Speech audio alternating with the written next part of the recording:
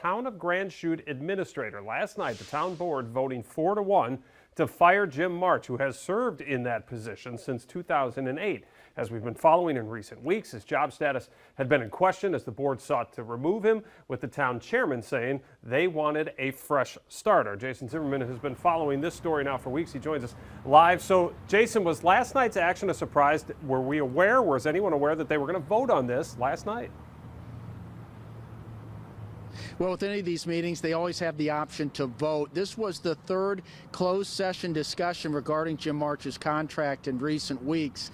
They needed a 4-1 vote or a 2/3 majority of the town board to terminate Jim March's contract without cause. That's exactly what happened last night. Now, I will point out that this all happened right after April's election, and one of the town supervisor seats flipped. Beth English was newly elected. Prior to coming in the office, she had voiced support for March, citing that he was very popular with a lot of the town employees, and she was concerned about morale if he was let go. Now, whatever happened in that closed-door session since she was elected, she can't say legally, but she did tell me on the phone this afternoon that her decision to vote in favor of March's termination was very well considered.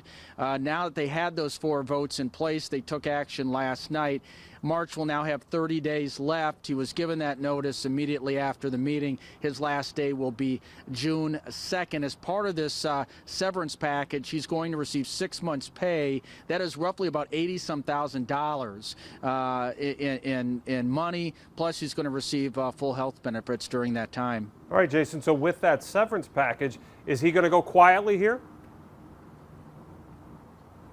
That's unclear at this point. Now, his attorney, Michael Fox out of Madison, issued a statement this afternoon saying that they are looking into all their legal options. He is not sure that March's termination was lawful. He's citing concerns about what was said publicly by some of the town board members, including the town chair, saying that, it was simply a need to start from scratch, and he wanted to move on right after being reelected in April to a second term. March's attorney says that's just not a legal right that a town chairman has in Wisconsin. And there's other issues as well that he couldn't get into, but he did say that they will continue exploring legal options beyond June 2nd. All right, Jason, who is going to fill this role? How soon will they look to fill this position? How difficult might it be to fill this position? And Chris, I think that's the big question right now that everybody wants to know. I mean, he's going to be leaving in 30 days. They're going to need to have somebody do it, at least on an interim basis, you would think.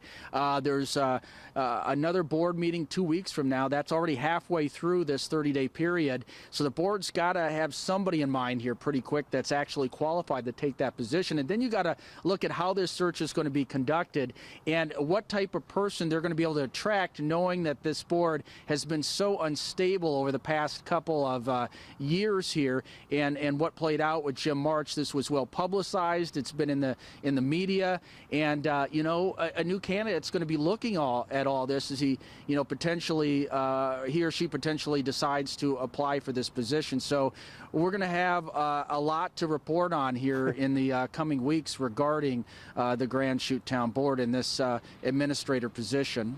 All right, Jason, thanks so much for that update. Let's turn our attention now to a new training